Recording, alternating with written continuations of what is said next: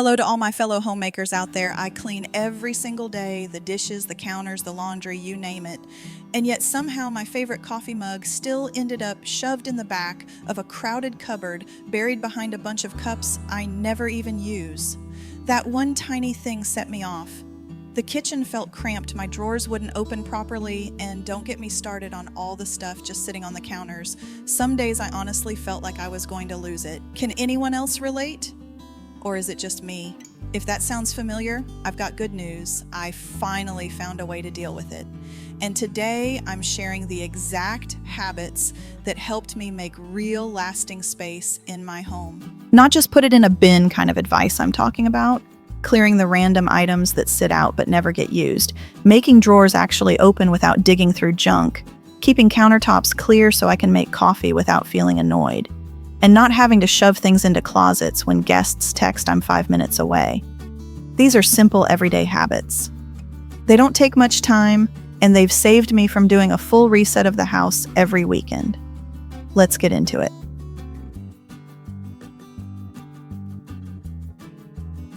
There was a time when I believed that holding on to the things I'd bought by mistake was a way to teach myself a lesson. Almost like, see, remember not to buy like this again. So I kept the broken nut milk maker, the baking set I used exactly once during Lunar New Year, and a few kitchen gadgets I was so sure would simplify my life. They sat in my cabinets for months. No one used them, no one even noticed them, but I couldn't bring myself to let them go. I kept telling myself it would be wasteful, and honestly, I was also keeping the guilt. But later on, I realized something important. Holding on to those mistakes didn't make me any wiser. It just made me look at the same mistake every time I opened a drawer. It felt like keeping a little sign in my house that quietly reminded me of what I'd done wrong. What I really needed wasn't the item itself, it was the lesson behind it.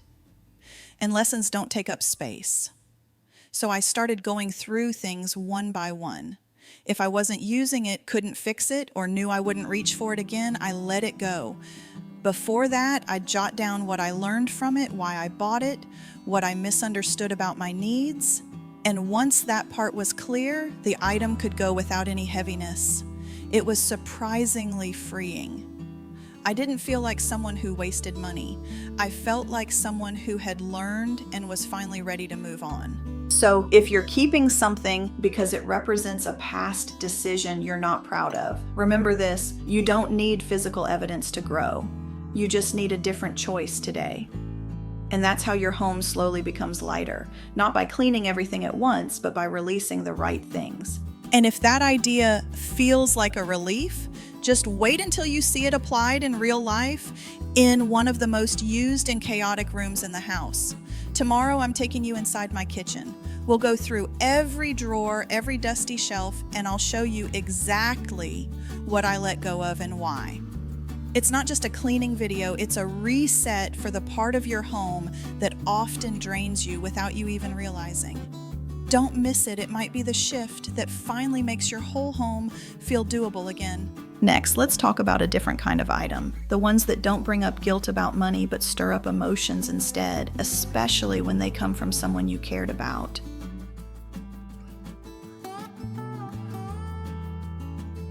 Let's move on to something a little different. The items we don't even like that much, but we keep them anyway, simply because they still work. I held on to a bulky thermal bottle for almost 3 years, even though I didn't enjoy using it. The lid was awkward, it didn't keep drinks hot for long, and it was too heavy to carry around.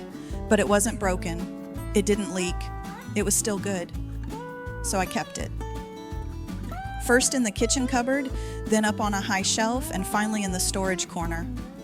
Every time I tried to declutter, there it was again. And every time I saw it, I sighed. Eventually, I had to be honest with myself. If something still works, but I haven't used it in 6 months or even a full year, I probably won't use it again. Keeping it won't change that. It won't magically become more useful. All it does is take up space and slow me down when I'm trying to organize. So I gave myself a little test. I put that bottle out on the counter where I'd see it every day for 3 days. I told myself if I don't reach for it during that time, I'll let it go. And you know what? I didn't touch it. So I donated it. and I haven't missed it once. If you've got items lying around just because they're not broken, try doing the same. Take them out of storage, put them somewhere visible for a few days, and notice if you reach for them.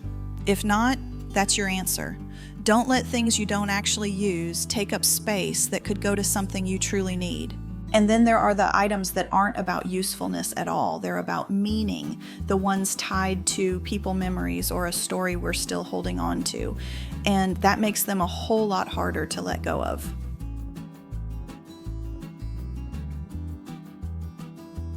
There was a time I gathered a few items to give away a dress I never wore, some self-help books still in good condition, and a juicer I used twice. I took pictures, sent them to a few friends, and asked if anyone wanted them. No one replied. One friend said, "I'm actually trying to declutter my own place right now." Another told me bluntly, "We've got a juicer we haven't even touched." I laughed it off, but inside I felt a little awkward. That's when it hit me sometimes. We think our things are still good or surely useful to someone, but the truth is they only hold value to us. We feel guilty because we spent money on them. We don't want to throw them away because that feels wasteful. But here's the thing, if it were truly useful, someone would have said yes right away. If you've asked around and no one wants it, that's probably your answer. Or after that, I made myself a clear rule. If I offer something and no one wants it, I don't keep asking around. I don't wait weeks for someone to maybe stop by and pick it up. If it's not claimed, I donate it by the end of the week. If I can't donate it, I let it go. That might sound harsh, but it's real. I can't turn my home into a storage unit for things I only hope someone else might need one day. You might be holding on to certain items, not because you want them, but because you think someone else might. But if it's been sitting there for weeks or months and no one's taken it, you're just storing guilt. And that's something worth letting go of. Next, I want to talk about a different kind of clutter. Not the kind that's about usefulness or cost, but the kind that's tied to someone you care about, a memory or a season of life you haven't quite said goodbye to.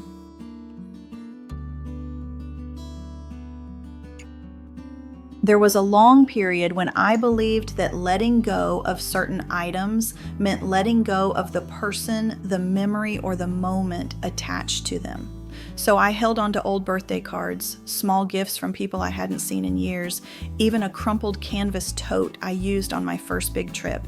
Each item felt like a hook holding on to something important, and I worried if I let go of the item, the memory might disappear too. But over time, I realized something that changed everything. Memories don't live in the objects. They live in us. I could still remember the exact moment someone said something kind to me, what the air felt like, what song was playing, even without keeping the card or the gift. And if I truly wanted to remember, I could take a photo, write down a few lines, and then let the object go. It didn't feel like erasing the memory. It felt like making space for the present, like choosing to move forward, not away. Not every sentimental item needs to be kept. Not every memory needs a physical reminder. And if you feel it's time to let something go, that doesn't mean you've forgotten. It means you're honoring yourself and also honoring what that moment meant to you. Coming up, I want to talk about a feeling that often shows up when we're trying to declutter the guilt of thinking, how did I let it get this bad? And that kind of self-blame can quietly keep us holding on to clutter, like a form of silent punishment.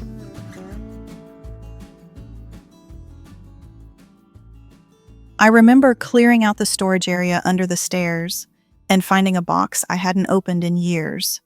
Inside were materials from a personal project I never finished, some printed documents, a few supplies, and even a t-shirt with a logo from a team I once helped start. As soon as I saw it, I paused. Not because I wanted to pick it up again, but because I felt guilty. It was like the box represented something I didn't complete. Like tossing it out would mean admitting I failed.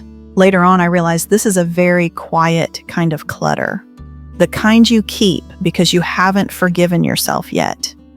I hadn't forgiven myself for spending money on the wrong things, for starting something and walking away, for not following through. So instead of letting go, I kept it almost like a soft kind of punishment. No one else could see it, but every time I came across that box, there was a quiet voice inside me that said, "You didn't finish what you started." But the longer I kept it, the more stuck I felt.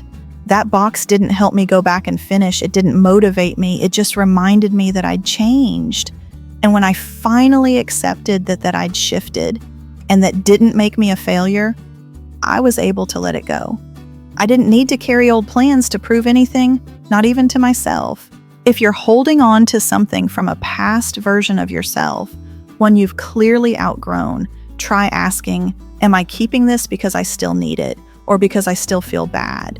And if it's guilt, maybe it's time you gave yourself permission to be free from that too. Next, let's talk about another quiet pressure that shows up: the need to do everything right when decluttering. Finding the perfect place to donate, getting the right price, handling it responsibly, until nothing actually leaves the house.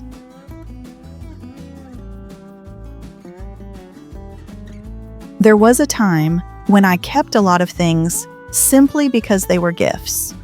A silk scarf, I never wore a jewelry box that didn't fit my space. A crossbody bag that didn't feel like me every time I tried it on. But they were all from people I cared about, family, friends, even a former coworker. And I didn't know how to deal with them. I wasn't keeping them because I needed them or because I liked them. I was keeping them because I kept wondering, if I give this away, does that make me ungrateful? That question played over in my mind every time I tried to declutter, until one day I asked myself something different. What did the giver really want? They wanted me to feel cared for, seen, thought of. They didn't want me to carry around an object I didn't enjoy. The love wasn't in the bag, it was in the moment the gift was given. And I still remember that. I still appreciate that even without keeping the item. Now I have a much clearer rule. If a gift no longer fits my life, I can let it go, whether that means donating it to someone who needs it or simply releasing it. The intention behind the gift stays with me. I don't need to fill my closets with things I don't use just because I'm afraid of seeming ungrateful. After all, no one gives a present hoping to trap you with it. And when I give someone a gift, I never expect them to hold on to it forever either. I just hope they feel loved at the moment they receive it. This shift even changed how I give. I let go of expectations. I give with open hands, so the receiver gets to choose what stays, just like I'm learning to do now, one gift at a time. Next, let's talk about a kind of clutter that doesn't come from a single item, but from a sneaky habit that seems harmless at first, putting things off to deal with later. When later keeps getting delayed, it turns into a quiet kind of chaos that slowly fills your space.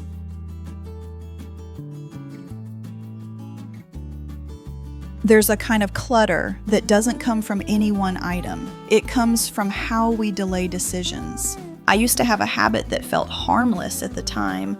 Whenever I didn't know what to do with something, I'd toss it into a bag or a box and set it aside to deal with later. I thought I was being practical. But later rarely came. And when it did, it just added more to sort through. One bag turned into 3, one box turned into a whole corner of the room. The things inside weren't complicated, I just didn't feel ready to make a call, so I avoided them. And the more I avoided, the more they piled up. Every time I saw that pile, I felt overwhelmed. But I still didn't deal with it because it had become the someday section. And that cycle quietly took up more and more space. Eventually, I changed one simple thing. Any item I touched during a decluttering session had to be decided on right then. Keep, donate, sell, or throw away no more, just set it aside. If I wasn't ready to decide, I didn't touch it. I stopped making new deal with later piles because what my home needed wasn't another holding zone, it needed room to breathe. One small decision, when repeated often enough, can clear a drawer, then a shelf, then a whole area that no longer needs to be deep cleaned every month. So if you have a to sort later zone in your home, try opening it up and give yourself permission to stop postponing. Next, I'll share the simplest way I found to get started when I had no idea where to begin. All it takes is one box and one item a day.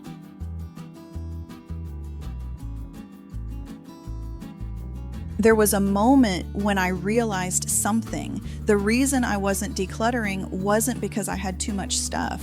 It was because I kept thinking I had to do it all at once. I had to go big, make it count. And because I couldn't do that, I did nothing. When my home felt overwhelming, my default response was to plan a full-on reset.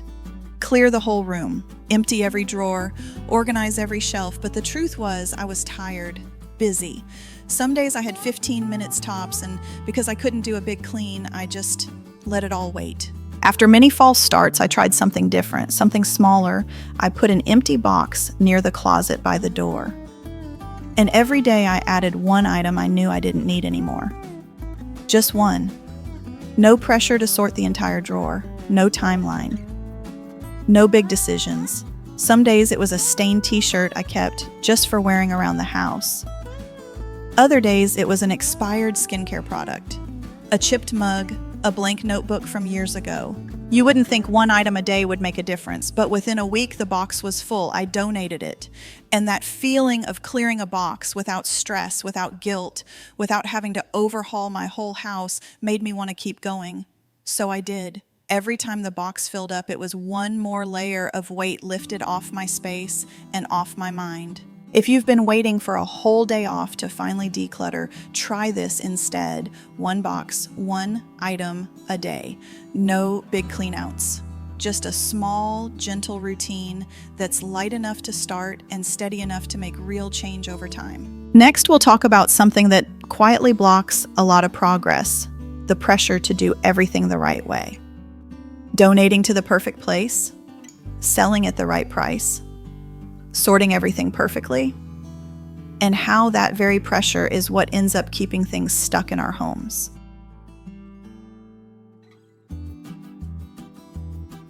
There's a quiet kind of pressure that sneaks in and delays everything, the idea that we need to handle every item the right way. I used to believe that once I decided to let go of something, I had to donate it to the perfect place, sell it at the right price, or give it to someone who would truly need it. Otherwise, it felt wasteful, irresponsible, or just wrong. So I kept things. And I made plans, this pile to sell, that pile to ask a friend about another pile to drop off at a specific charity. But you can probably guess what happened. Nothing moved. Finding the right place took time. Selling meant photos, messaging, waiting. And in the end, the stuff just sat there, still taking up space, still holding my energy. Eventually, I let go of the pressure to do it perfectly. I told myself this: doing it right doesn't mean doing it perfectly. It means getting it done. Now I choose one or two donation centers that are easy to reach. I have a set spot in the house for donation items. When the box is full, it goes no overthinking, no more waiting for the best place. For items I want to sell, I give myself a deadline. If they're not gone in a week, I donate or toss them. I don't hold out for top dollar because the real value I want is space and peace, not a few extra bucks. The more I loosened my grip on perfection, the easier it was to actually finish. Because the truth is, decluttering doesn't require doing things by the book. It just needs to get done clearly, cleanly, and completely. And finally, I want to share something that might be quietly draining your energy, the feeling that you keep cleaning, but nothing ever seems to stay tidy. Often that comes from one small mistake we make without even realizing it.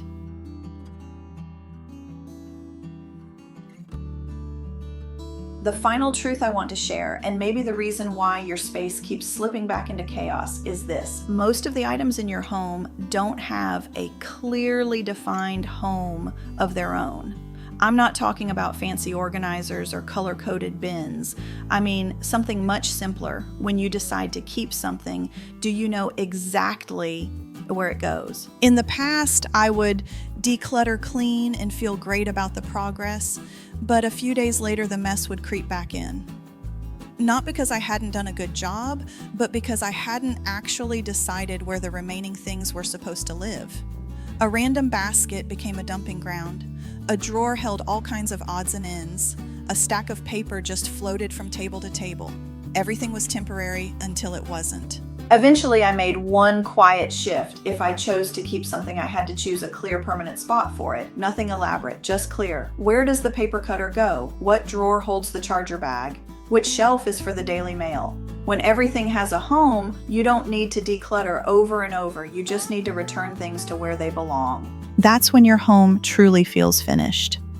Not magazine perfect. Just calm, functional, yours. And that's what I wish more of us knew. Decluttering isn't about reaching zero stuff. It's about creating a home where everything makes sense, everything has a place, and your energy doesn't get drained just by looking around.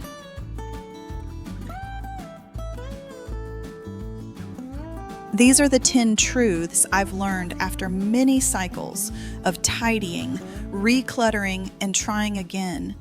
And for the first time, I've felt like my home isn't just clean, it's actually livable. If you've been stuck in a loop of stuff and stress, unsure where to start, just try one small thing from this video. That alone is enough.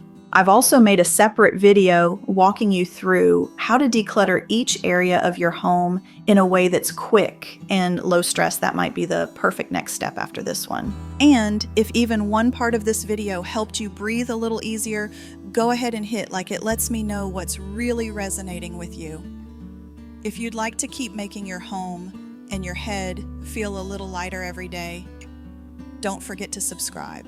And truly, don't miss tomorrow's video. It's the most extreme declutter I've done in one of the most overwhelming places, the kitchen.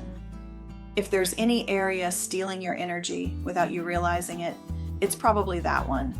We'll go drawer by drawer, shelf by shelf, and I promise you'll never look at your kitchen the same way again. Set a reminder. Come back, it's the kind of reset you don't want to put off.